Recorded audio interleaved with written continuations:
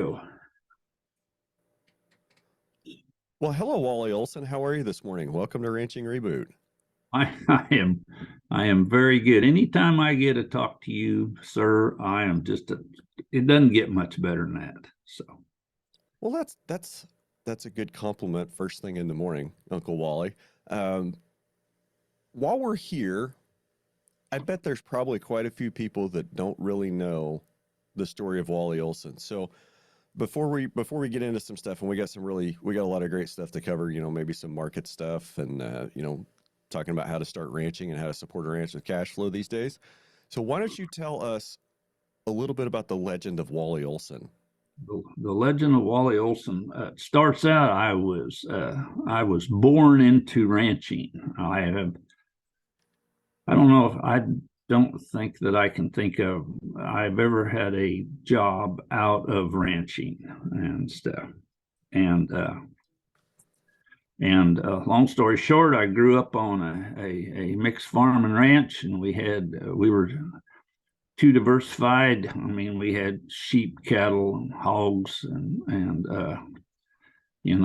farmed, and we just had, one time I counted up and there was 116 tires that were down on the ground in my dad's operation, and most of those tires weren't very good. So needless to say, you spend a lot of time fixing tires. And then my mother made me promise that I would go to college and to get a degree. So when I did something stupid being a cowboy, that, when I was paralyzed, that I could still make a living somehow. So I did that. I didn't do a very good job of that because I didn't agree with a lot of the teachings there, and I've had to unlearn a lot of the stuff I learned in those 4 years, and then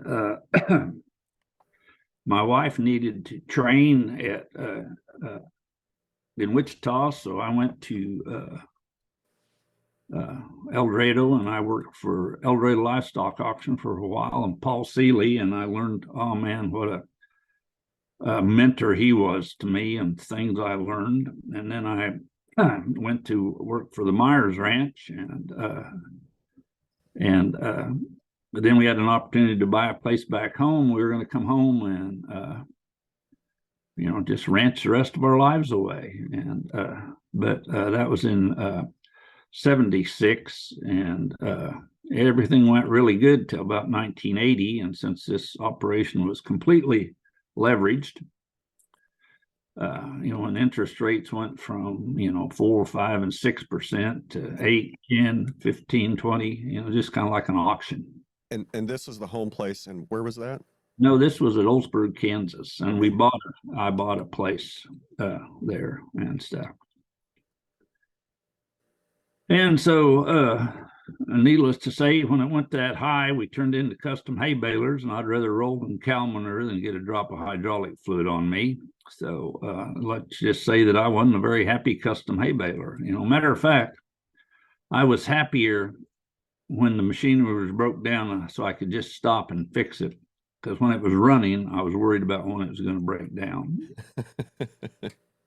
and so with that, my wife and I discussed, and we decided that we were going to, because to survive was terrible. So we decided we were going to get out of that deal, and we unwound all of that. And we wanted to raise our children on a ranch, and so we started looking for ranch jobs, or just jobs any kind. I'd apply for any kind of job, and so with that said, we kept going on, and the Secretary of Agriculture for Kansas right now, Mike Bean, we were at a meeting to hear Stan Parsons talk in Hutchinson, Kansas, and I'd ask it, what's that? Mid-80s. Well, 80, 3 or 4, I don't know when. Okay. But and so I heard Stan Parsons. We were standing in the supper line, and so I just happened to ask Mike. I said, any jobs? He said, there's a really good job I just heard about this morning from Tulsa. And I said, well, go to your room and get it. And he said, well, I'll get it to you after dinner. I said, no, this is more important than that to me. Go get it now and I'll hold your place in line. He did. That was on a Thursday. I went and called this number. And on Monday, I was at Villarreal and Associates in Tulsa. They're a headhunters firm.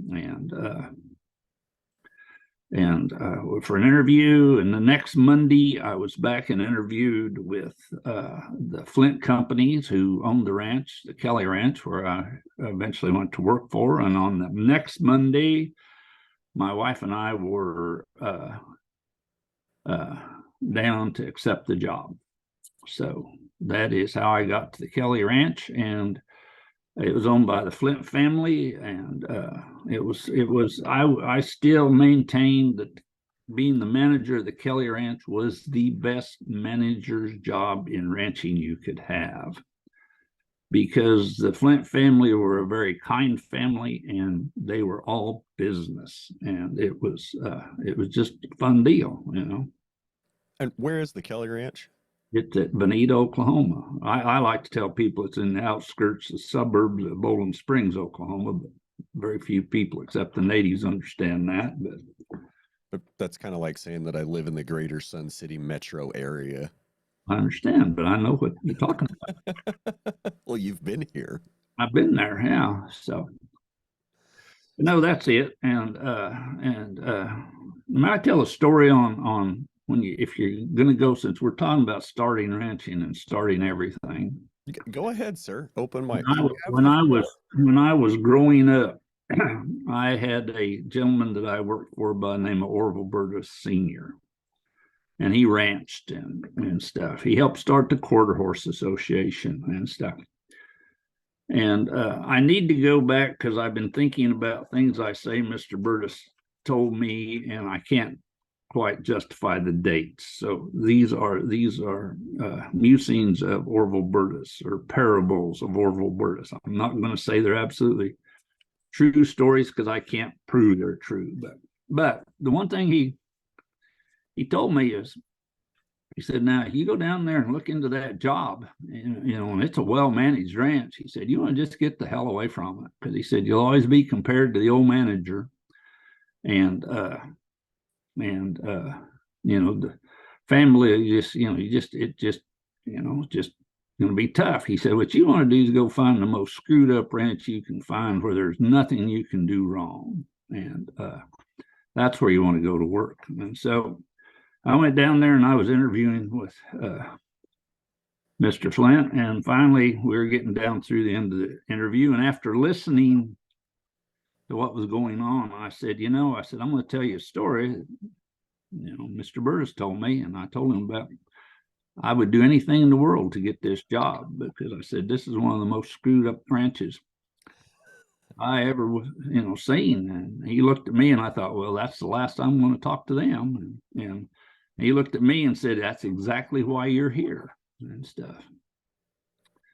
And so they interviewed 3 people for the job, and we're still very, very good friends, Mr. Flint and I. And he said the other 2 people, I was interviewed first. The other 2 people came in and said what a well-managed ranch this was. He said, I even had a tie on, and he said they were blowing so much smoke up my butt that it was even coming out of my neck with my tie on. So I got the job, and we were there for, 35 years. And then they were nice enough to lease us part of the ranch from 2008 to 16, which, if you had for ranching then, Lordy, that was probably one of the greatest 8 years you could ranch, and stuff. Yeah, so that's my history. Christmas, things got a little bit more, a little interesting. Yep. Yeah. And stuff. So, but that's pretty much it. Yes. Tell me about Ranching.FYI and how you got into that. Ranching.FYI. One thing is to go back a little ways. I had he's passed away now, but a gentleman, and I classify him as a friend. Him and I had lots of fun arguing. But Chip Hines, and if you I'm going to give it, he's passed away now, but Chip Hines wrote some great books. And if you're going to be in ranching, you need to get them. And Chip Hines and I have always talked about how to put an old head on young shoulders. And that's kind of what we did. We discussed it. He passed away before we could really get into it. But that's where Ranching.FYI came from. I stumbled in. I didn't stumble in. She hunted me up, a young lady by the name of Cinnamon Linhart. And her and I visited about starting this. And then we brought in a very good friend of mine, John Haskell, and the three of us have kind of started Ranching.FYI. And all that is we're just gathering up interviews with people, that we consider that are successful in ranching or have something you can learn from them. And that's what we do. We have a great time doing it and stuff. Okay. Very cool. And So what I know you're just dying to talk about some of your top tips on how to start ranching. How do you want to dig into that? well, one thing is one thing I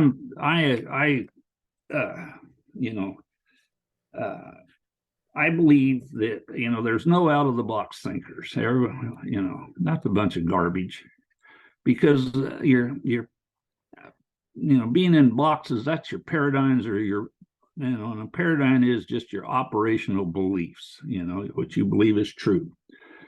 And I believe that there is a number of paradigms out there that are, I think are all wrong. To me, raising big calves is a wrong, is a wrong paradigm. Cow longevity is a wrong paradigm. And this belief of a lot of people, they tell you can't get started in ranching.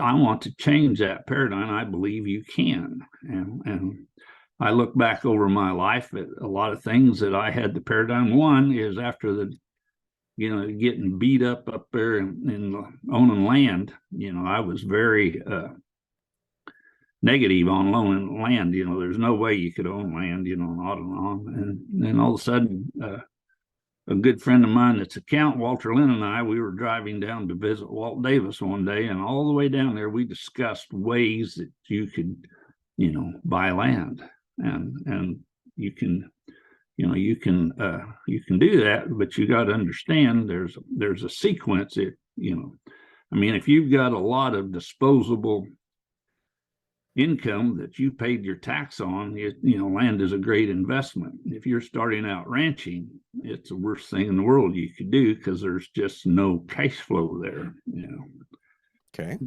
and stuff. So let's visit about how to get started in ranching and stuff. And the best template for getting started in ranching, it was given to me by a Amishman by the name of Monroe Miller. He's from Mount Hope, Ohio. He's passed away now, but I had the privilege of sitting down with him for an afternoon and just visiting. And if you notice, the Amish, and I need to research this in more depth, but they flow their businesses. They pass it on, to the next generation. Where in ranching, or most of us Englishmen, as they would say, don't do that. We start and stop and start and stop, and the real estate agents, lawyers, and everybody else gets rich, and we just piddle our wealth away. So one thing he said there is 4 things you transfer when you're transferring the farm over. And the first thing you sell to the younger generation is cows. Since they all milk cows, you sell them the cows because that's where your cash flow comes from. And you get them purchased, and then you buy the horses, since they farm with horses, and then you buy the machinery, and then you buy the land. That's just the way, and that's the way I truthfully think we need to look at it and stuff. And so buying the cows, all you need to have to be in the cow business is a cow. That's all you need to own. And right now, Olson Ranch LLC owns a couple of hundred cows and a couple hundred stockers. And all I have is a Dodge pickup and this Surface computer. And that's what I ranch with, because I have other people taking care of those cows. So, and you need to, to get started, you need to keep as much of the money as you possibly can in cash flow producing assets. And that is, ewes, feeder lambs, stocker cattle, cows, goats, whatever produces income for you. And you just need to understand that, cash flow is king, and all the breeding and all of this and all of that, you need to be very cautious about. Matter of fact, you get too far into genetics. One time, reason I poo-poo genetics, you get so emotionally attached to genetics that you can't sell it. And let me tell you, in this business, you got to sell stuff and stuff. Why is that important? What's that? Why is that important? Why I sell stuff is because that's what causes cash flow. Yeah.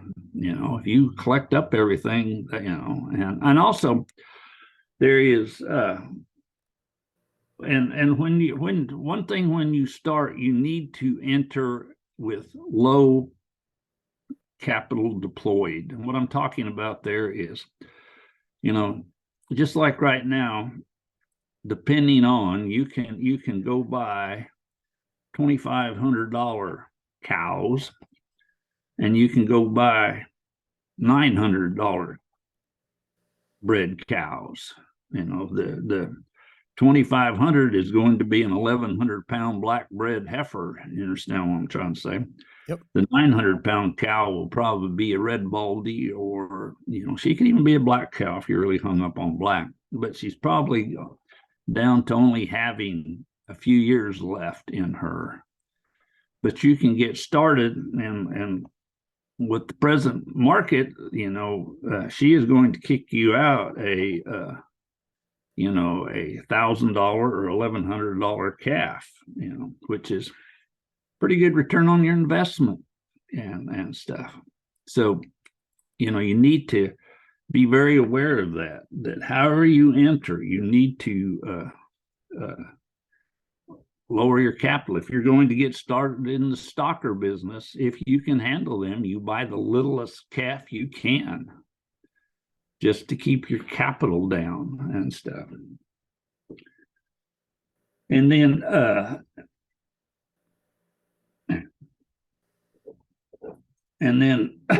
you need to, even before you even think about getting into ranching is a business. And if we would spend more time looking at ranching as a business, and to me, you need to get an education. I mean, you're one way or the other, you're going to get an education once you get into ranching. I promise you will pay tuition. And it's your choice how you want to pay that tuition. Whether that wants to be painful on its schedule, which is learning all the hard lessons of life through drought and market cycles and and production wrecks, or you can pay some of that tuition up front. Correct.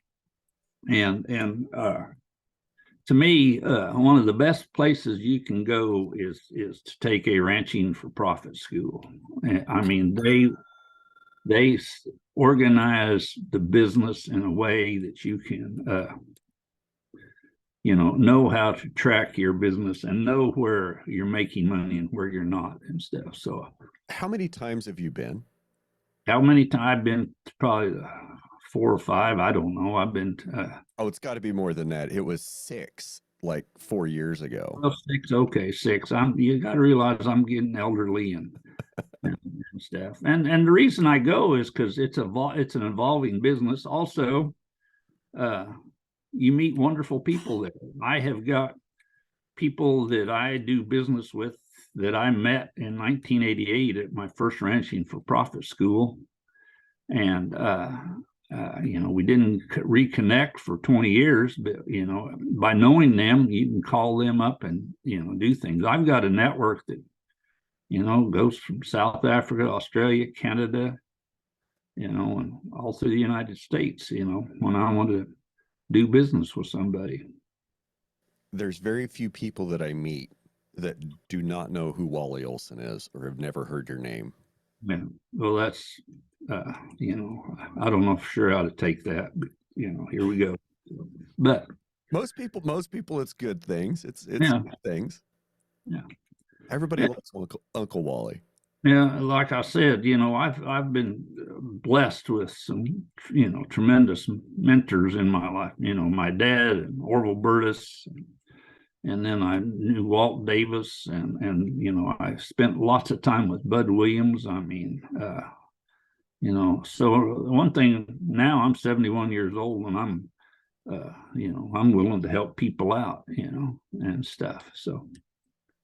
But back to Ranching for Profit, you need to go and just so when you start putting this ranch together, you know how to do it and stuff. Another thing is a friend of mine, John Haskell, has started Ranch Right. He has got lots of good videos out there that you can go.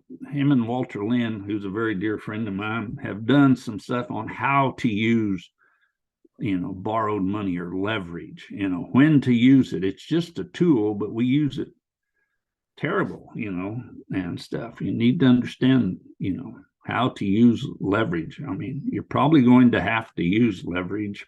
You're going to start but you need to understand the rules that you have to play by and stuff. And also another thing, when you're starting out, and you might as well start off at the very, very beginning. This is rule number one. Rule number one is you create the highest cash flow business that you can create.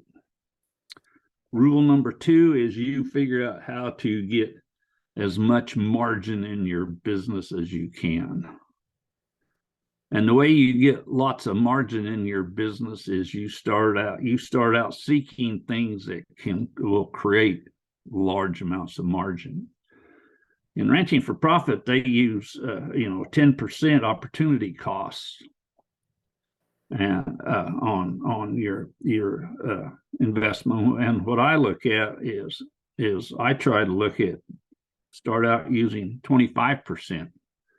And what I'm talking about is whatever I'm going to purchase an animal, is it going to give me a 25% return in a year? And so, and then you have to understand, when you bring in cash flow, you've got to have, you want to have lots of turnover, because whenever, to create cash flow, you've got to sell something and buy something back that's undervalued and just roll along. Right. So if you have, 2 turns a year to make your 25%, now we're down to 12.5%, so you just need to be looking at that. And also, with if you're creating a 25% return, in theory, you could grow your business 25% a year. To me, that's just pretty good growth and stuff. So, you need to refocus on, what's really important in all of this. Can you maybe define some of these things we're talking about? Can you tell us what opportunity cost is, what that means? Opportunity cost is, if you're going to, the way I take it is that if you're going to take some of your money, you have the opportunity to put it elsewhere that will return you. Like right now, I can put money in CDs and get 4.7% return on my money, so Well, using the 10% opportunity cost, saying if I'm going to risk this money, I want 10% return on it to risk it. It's the same way when you're figuring your direct costs. You've got to pay yourself a wage. You got to pay yourself for the grass you use, because it's stupid to own an animal if it isn't going to pay for what it costs to do it. And stuff. Yeah, like I have to charge my cows on my ranch. They get charged a day rate just like all the customer cattle do. But that's not a check that I necessarily get. That's just all internal accounting, but I've got to be fair on the day rate that I charge. Yep. Because And in that's theory, my when you sell those calves, you in theory get that money in. It just doesn't come in as, if you want to break your business all the way down, you could probably do that, and things. And but and one thing you need to understand is and this comes from Bud Williams and marketing, and you need to understand your inventory of what you have, and in ranching you have animals, money, and grass. And one other thing that I am very aware of anymore is time. You've got to understand, if you do this and this, how much time are you using? Because like Bud used to preach, to start something new, you've got to give up something, because your days are filled. Now, in my case, playing solitaire, I can probably give up some solitaire games to do something constructive. But that's just Wallace Olson. And so you need to really work on understanding how that all works, because the worst thing you can do is have animals and not have any money or grass, where there's a lot of people that are getting that way right now. I mean, with the shortage of hay and stuff. And shortage of hay and the high price that it is. I've been seeing, we talked about this just before we got going. I've been seeing like hay rows with 4 or 5 year old bales that guys have cleaned out. yep. Like, I'm pretty rough on my old cows. I'm pretty hard on them old girls, but I don't really think that if that was the plan, was 5 year old hay out of the windrow, man, somebody didn't do a whole lot of thought or planning to try to figure out how they were going to get through the winter, it seemed like. That is correct and stuff. You can have money, you can have cows, you can have grass. Heard Yep. that for a long time, and you only really get to pick two of those. And well, I've got cows and I've got grass. I don't have a whole lot of money right now, but cows are fed and I've got enough I've got enough supplement to get me to green grass. Yep. So you're prepared and stuff. And another thing, if you're starting out ranching, it is very tough to go rent a ranch.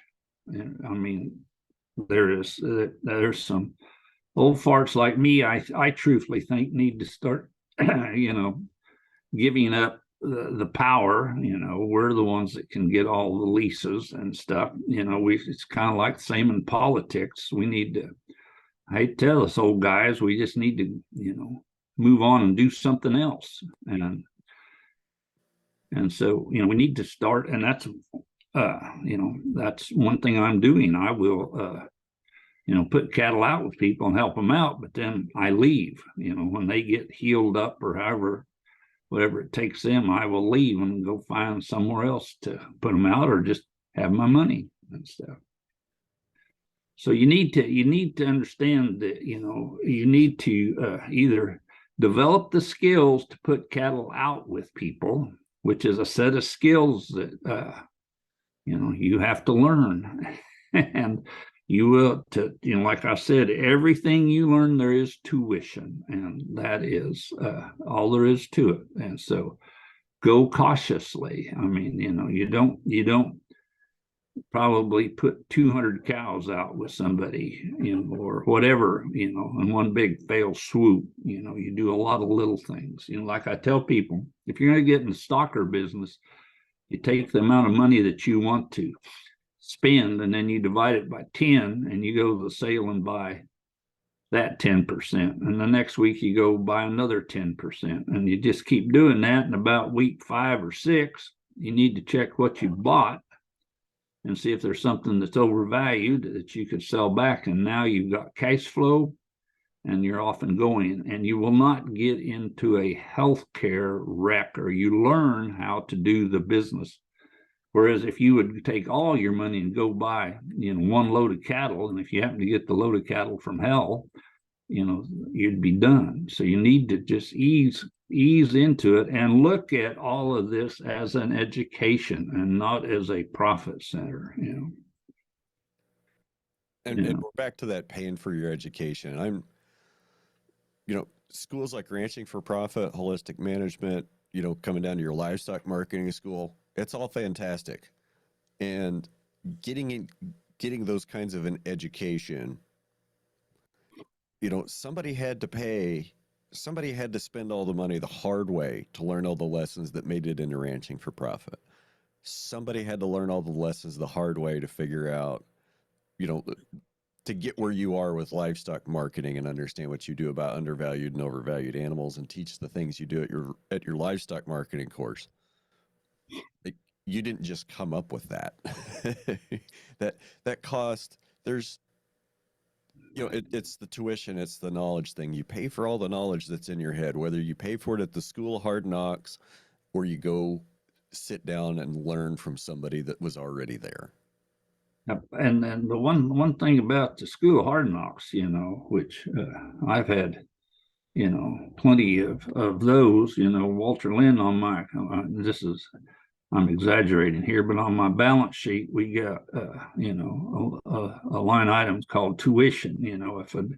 If like I tell people, it was a good idea at the time, but it didn't work out. And so we just, unless you quit, going from Joel Salatin, it's only a learning experience unless you quit, then it's a loss. So, when you get bruised up, you need to learn how to get back up and go again, because you're going at a different level. You've got that learning if you take it and use it positive and rather than negative, and stuff. I forget where I saw it said, but fail just stands for first attempt at learning. I wouldn't argue that with you, and stuff. And like I said, there's many ways, you could go, there's ranchers that will let you run cattle with them. Now, one thing you better be sure of is that you're running your cattle on a profitable ranch, or you won't be moving very far ahead, and you need to have all this stuff worked out in writing. Everybody talks about the handshake deal. Well, I love to deal with people that have a handshake. I call it handshake character, definitely. But we're going to write it out because, you may not be there or I may not be there. And we need to leave the heirs the rules that we're playing by. Also, if things go wrong, this is what we agreed to, and go from there and stuff. Yep. Even with guys that I've been doing business with for years, every year we still pass back and forth. It's just kind of a one-pager now, memorandum of understanding. Yep. Just so we understand, this is the rate, this is the days we're expecting, this is how we're going to handle death loss, this is how we're going to handle work days, this is how we're going to handle sick animals, this is how we're going to handle it when things get out, this is how we're going to handle, shipping days, things like that. It doesn't have to be complex. It doesn't have to be a contract that you have to send to the lawyers and let them get their meaty hooks in and cost a whole bunch of money. No, just a simple agreement.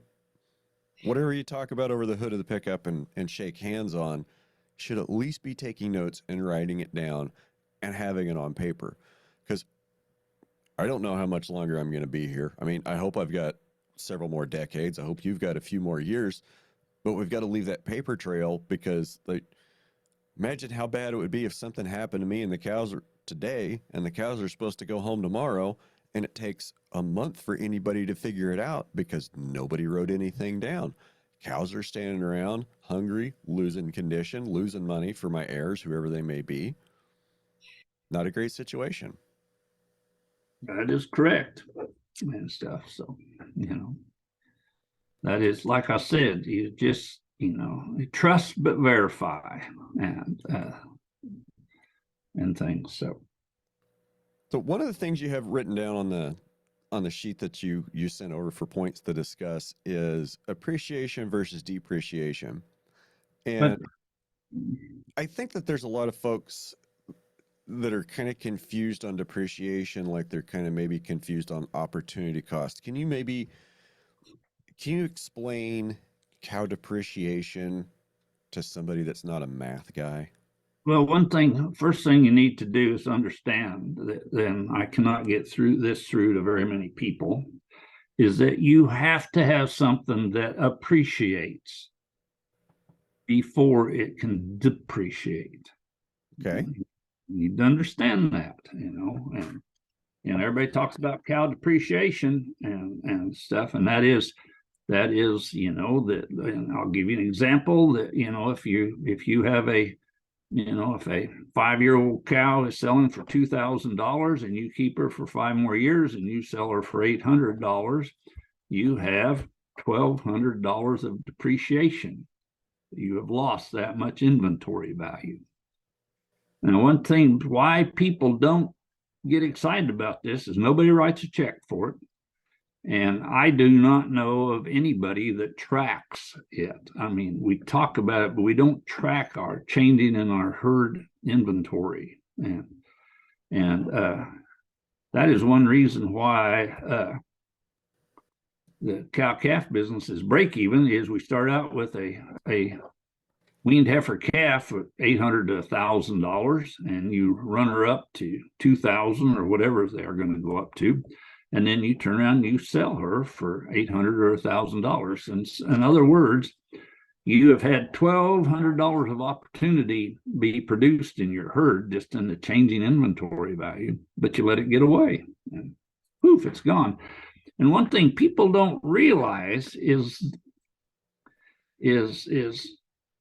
the value of those dollars, because all of that money, that $1,200, if you captured it, could be capital gains, and you don't have to pay self-employment tax on it. It is huge money. And if you want to buy a ranch, after-tax dollars is what buys ranches, And so you need to have figured out how you can get, either you need to make a lot of money, or you need to figure out ways to get, after tax, the most after tax dollars you can get. A lot of people really get after me, oh, you don't want to, a lot of people have done a lot of stupid things managing taxes, and so paradigm is, well, you don't manage them. Well, you can manage taxes very well if you do it reasonable and stuff, and things.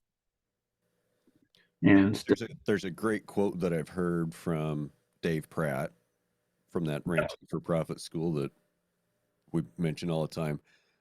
And it was, any decision, I guess it's not a quote, it's a little story that he tells, and I forget the details, but it's, the moral of the story is decisions made in the name or for the purpose of tax avoidance generally come back to have negative consequences for the business later. That's correct. But you can also, there's things you can do to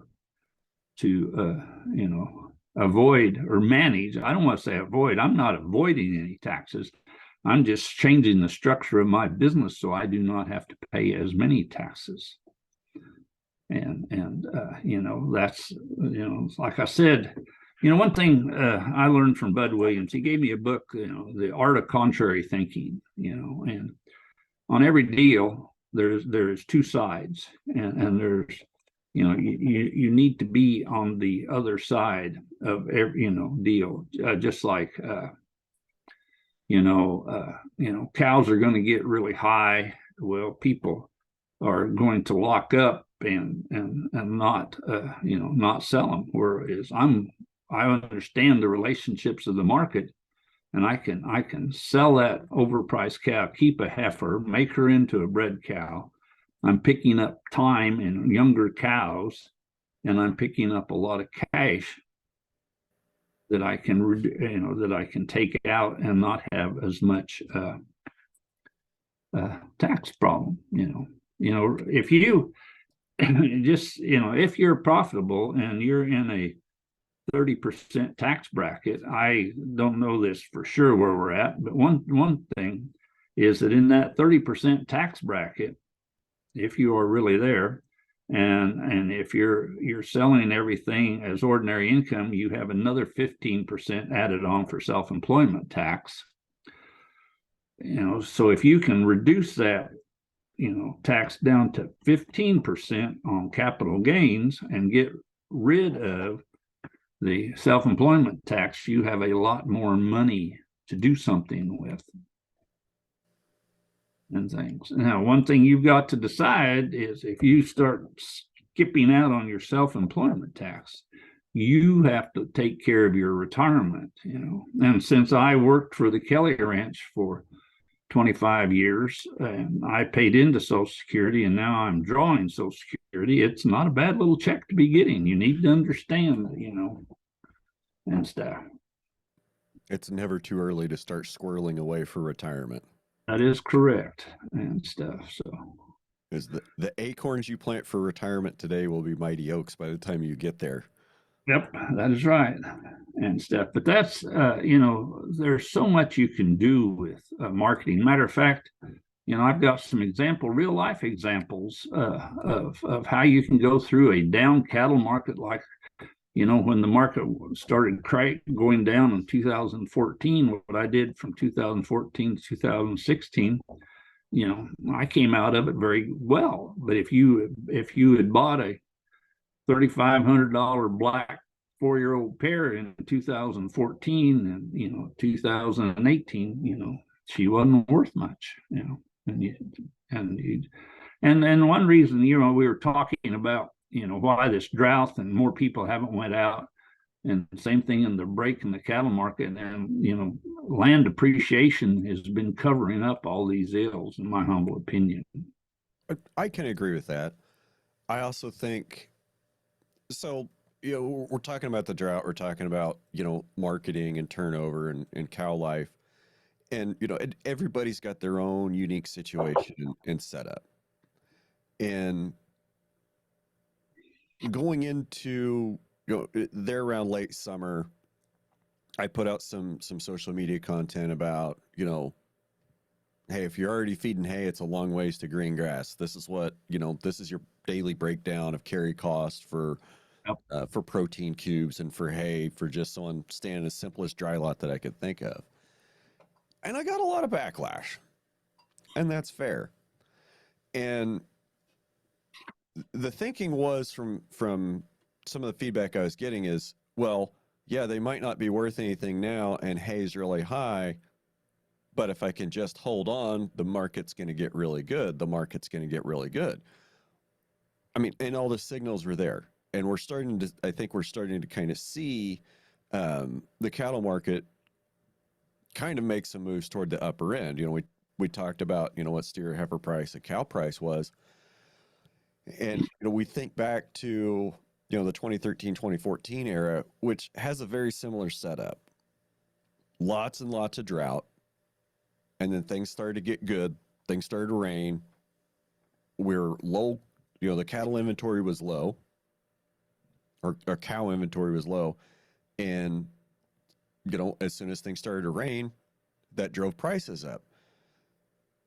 The thing I'm thinking is, I'm not thinking. I'm wondering if we're going to see our cow prices kind of go above that 2014 peak. Where we're seeing those $3,000, $3,500, nice black 4-year-olds. Excuse me. Are we going to go past that peak? And what does that mean down the line for depreciation on those animals and the guys that buy them? I mean, it makes no sense to go buy a cow that at $3,000 or $4,000, no matter how old she is. Like, okay, if you're a seed stock guy, fine, I get it. That's something completely different. We're not talking about seed stock cows. We're talking about just, regular commercial cows. If you're paying $3,000 for her, it's awful hard to make that pencil out. I will completely agree with you that, and the thing is you got to understand that, three or even $4,000 cow, she's going to sell for, at the end of her life, she's going to sell for slaughter price, and you're going to have a tremendous amount of depreciation on her. And slaughter price is less than $100 right now if nobody's looked it up lately. So that is, on a 1,000-pound cow, that's $1,000. And if she's 4,000, that's $3,000. And if you raise 4 calves out of her, you understand what I'm saying? People don't realize that what happens is, that I try to show people is that, the calf out of comparing a 5-year-old cow or a 4-year-old cow to an 8-year-old cow, those calves, matter of fact, that 8-year-old cow probably will have a little better calf than the 5, but not that much. But what you have to look at is, okay, if that calf, for easy figuring, sells for $1,000, you understand what I'm trying to say? Yes. And it costs you $500 to run that cow. And then if you pick up another $300 dollars in depreciation, now we're down to that cow generated, $200 of cash flow versus one that didn't depreciation would produce $500, which is a big difference. That's the difference between staying in business and not. Yeah, and it's we've got examples where without changing anything except the marketing of your inventory, your livestock, you can improve the sales on a ranch by 44%, which we're talking about real money and stuff. I don't want to say like the easy way for me to not spend money is to stay out of the sale barn, but that's precisely probably the place that you go to. Well, I know that's the place you go to make money. Well, not necessarily. I mean, you can make this work very well and never have to step in a sale barn and stuff. Because if you're in the cow calf business, you can just manage your inventory. There's things that are undervalued, there's things that are overvalued. You sell the overvalued and keep the undervalued. Most of the time, it's the weaned heifer calf, and the most overvalued thing is usually the 4 or 5 or 6-year-old cow. That's like I said, most time you've got to do the math all the time and stuff. So it sounds like doing a little bit of heifer development is where there's money in heifer development. Is that what you're saying? Yes, I mean, depending on, you've got to do the math. I mean, there's times when there's huge amounts of money in heifer development, and then there's times there isn't, and you just got to adjust your operation to that. Okay. You made a comment earlier that you weren't concerned at all about cow longevity, and I understand that, and that's from more of a trading type perspective. For me in my operation, the cows I bought were already fairly cheap.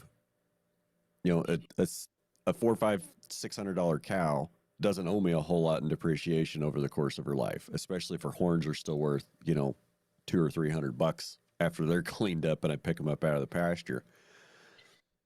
So, like, not having depreciated out cows, or I'm sorry, already having pre-depreciated out cows, the longer I can keep those cows for not a whole lot of money, the better chances I have at paying them off. So to me, having a cow that does have some stability and some longevity is kind of important. Why did you say that cow longevity wasn't wasn't really something you were worried about? Because you're giving up your main profit center in the cow calf business. Is capturing the appreciation on the cow. You bought cheap cows, and they're still cheap cows. You understand what I'm saying? If you would have purchased a heifer calf, you understand what I'm saying, and had the cash flow to do it and stuff, you know, you could, you know, taken her up in value and sold her. So you need to understand that you know, in your situation, yeah, you bought cheap cows and you're making money on selling calves, but that's the only thing you're doing in your cow business is selling calves and heads on your horns. Well, those big horn girls, they're also worth about $8 a pound after they come out of a grinder. Yeah. So, you know, you got to, well, see, now we are, you know, we are moving, you know, we're not in the cow calf business. Now we're in the meat business. You understand what I'm saying? And if you're in the meat business, well, then maybe cow longevity, you know, is worth something. But the problem with trying to be in the direct to consumer grass-fed beef business means that I have a much different structure. That's correct. But still you need to you know, you keep this, and she keeps having, you know, if your heifer calf is undervalued, you understand what I'm trying to say? And you, to me, and if you're in the grass-fed beef business, the greatest thing you can do is all your steer calves, you sell them as soon as they reach weaning weight. You keep all your heifer calves, you breed them, raise one calf out of them, and then you fatten that second calf heifer up and sell her as meat and use that calf to pay your development costs. Because in the grass-fed beef business, these people that are going from, you know, womb to tomb, as I say, you know, the turnover's just terrible. And you know, it's slow. It's not slow, it's terrible. Now the drought's going to get you about in the middle of it and stuff. Yeah. Let's move on to one other thing I want to visit about before we get our arguing about stuff that we usually get arguing about. Oh, I won't argue with you, sir. And one is buying land, and everybody says you cannot buy land anymore. And I carried that paradigm for years, and boy, did it! I missed lots of opportunities on not doing it. And so what you need to do is you need to understand how you can buy land. And in the Flint Hills of Kansas, now I don't know if you can buy it for $2,500 an acre, but I use $2,500 an acre. And if you amortize that, you know, at 5.5% a year for 30 years, it comes out that you have a debt service of about $175. And so what you need to do is understand that you need something to offset. You know, that acre cannot pay for itself. No way. But there's ways you can offset your business so it will. And one of them is you have supporting acres, or you rent acres or whatever. And so if you in the Flint Hills, you can get about 100 pounds of gain. And if you get 75 cents value for that gain, that's $75. It costs you $30 to rent it. So in other words, you have positive cash flow on that deal of $45. You understand what I did there? Yeah, you had 100 pounds of gain. Yep. And the cost of gain was 75 cents a pound. You charge that, so that's your right. that's your grass income, $75. If you lease the grass, it is you know, costs $30 to lease it. And you know, So you've got a gross margin there of $45. And if you divide $45 into 175, it comes up to basically 4 acres. You understand what I'm saying? Okay. So if you wanted to buy an acre, it looks to me like you need to buy an acre, you need to at least 3 acres, and you can do it. Now, bear in mind, we're talking about 30 years and a lot of things, but it is possible to do it. Okay. Okay. All right. I'm following your math now. So because the economics, you have to lease basically 4 acres plus the one you want to buy Yep. and run cows on all of them so you can afford to pay Yep. for the one. Yep. Okay. That's what you got to do. I've said for a long time, like, and I probably might even have said it yesterday, that it's extremely difficult to go anywhere in this country and buy a ranch with cows. That's correct. Yeah. And I guess, from a certain point of view, that's still mostly true. It's, you just need a bunch of acres next door that you can lease to help pay for it. And see, one thing that I think that all of us old farts out there that own a ranch that are just limping through, and I get really worked up about this, that, we just need to turn it over to the next generation. And one thing that I have heard about that is making a ranch into an LLC, a land company. You understand what I'm saying? Yes, sir. And each acre is a share. And what you do, and what I'm talking about is if you're wanting to transfer the ranch over to a son, and you got other siblings that went off to do their thing, which if they decided to go off and do their own thing, I don't think they get flipped out of the ranch, my humble opinion. But that's just me. But if you have an heir that stayed home and wanted to ranch, and you got some that don't want to ranch, what you do is you sell the heir the headquarters. That enables the parents to have some money to go build a house or go do something. You understand what I'm saying? Yep. You put the rest of the ranch in an LLC, and 1 acre equals 1 share. Okay. And then the parents die. You understand what I'm saying? And so rather than selling the ranch and getting income, the other siblings get their share of the rental income out of the LLC. The people, the young man or whoever stayed home and wanted to ranch, has an opportunity to buy shares as they are able. And there would come, your extra acres to buy acres. Okay. And it's set up, and the other heirs, get a fair income. Granted, they don't get to sell this huge overinflated value on the land, but the younger or the other heirs get to do it. It also works very good if it's not blood. If your children don't want to ranch, that's fine. We're going to find a young couple. We're going to help them out and get started, and then you're going to get this amount of income, and they will eventually buy the ranch. Yeah, because absenteeism and absenteeism of ownership is kind of an important thing.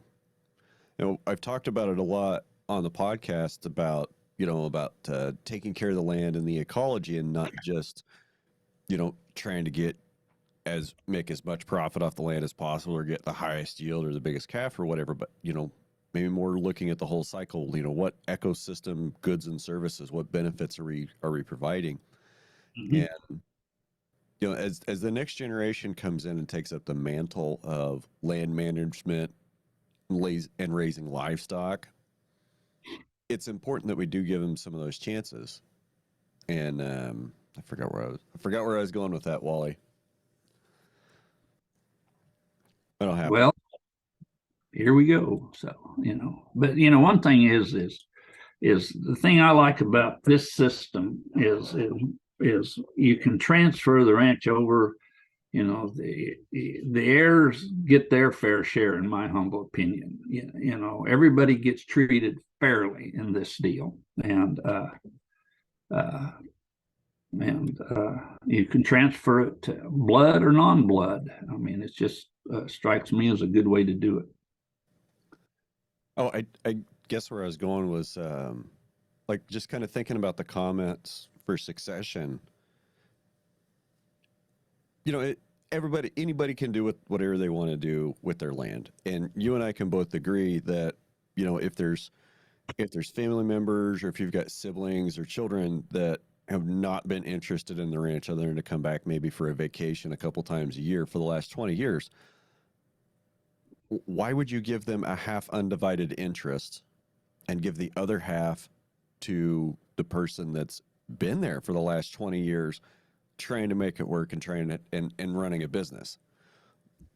That never made sense to me. And over the last 15 years since I've been out of the military, I've seen several ranches around here have to deal with that undivided interest thing in the land. And the sad thing is that seems to more often than not result in that ranch being sold. Yep. Which means and the reason is the older generation wouldn't step up and accept their responsibility of what they needed to do and stuff. So they kicked the can down the road and they died, and it wasn't their worry. And they thought it was fair. Yeah. They thought that everybody should just get, all the kids need to get a share, and everybody gets their fair share. Everybody gets the same size slice of the pie. Yep. Regardless of what they've done. Yep. Because that's what's fair. And what's fair isn't right, and what's right isn't fair. And there's another quote that's very relevant that escapes me right now. But it's not required to be fair. That's correct. How is it fair to the family member that's been working the ranch, with alongside the previous generation for the last 20 years, putting in their sweat equity, which, we know if that's not written down, it's worth nothing, putting in their sweat equity and their time and their capital and building an operation. And then one day it's like, oh, wait, well, half of this isn't yours. Yep. Well, half isn't mine. Well, it's undefined half. Yep. Okay. And that'd be a terrible position to be in. That's correct. And then, like I said, my generation needs to step up and take care of things they need to take care of. But dying is not one of the things they're ready to face, and that's the problem. Is we're going to die. That's sad. I've seen more sunrises than I'm going to see. And we just need to take care of business, which we don't. And there's ways out there, just like this LLC is a very fair way. It protects the gentleman that's been there for 20 years ranching. The kids that left the ranch still get a fair income, from what the ranch produces and stuff. Good stuff. And with that said, my friend, we need to wrap this up. Okay. So where can everybody find you on the internet and get in touch and learn more? Where would you like to send traffic? You can go to Olson Ranch LLC or Google Ranching.FYI and stuff. And like I said, I'm more than willing. If you got a question about this, send me an email to Wally@Olson.FYI, and I will gladly help you out. Are you still doing livestock marketing schools? Oh yeah, I'm going to get ready to start one online Monday. All right. Very cool. Almost every one of those you do, I have several people a year tell me, it's like, oh, I went to Wally's marketing school. I heard this. He's so awesome. Yep. So what we're going to do, since you're kind of the whatever prodigal son, or whatever. We're going to just call you, and we're going to set up a marketing school, and we're going to probably do it in Sun City at Buster's, and so you can attend and stuff. We can definitely do that, and there's actually a really good building to do it in, as long as it's not anywhere close to a hunting season. I understand. That building that's just to the east of Buster's, I think I know you've been to Sun City, if you remember that there's that building just east, it's been kind of turned into a hunting lodge type operation. And, it's kind of, I suppose somebody that's a little more civilized than I from, the coast would say that, it's a little rustic. That it's a little rustic in decor, but it does have plumbing. It does have indoor plumbing, and it's a really it's a nice place. But yeah, if you wanted to come down to a livestock school in Sun City, we'll think about it, but I wouldn't hold my breath on it. How's that? Okay, but if you want to come, we'll find you a place. Thank you. That's fun. We'll have to do it again. Yes, sir. Yes, sir.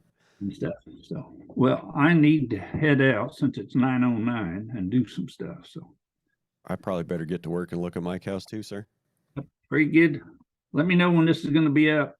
Will do. Thank you for your time, and y'all enjoy the rest of your week. You bet. Bye-bye.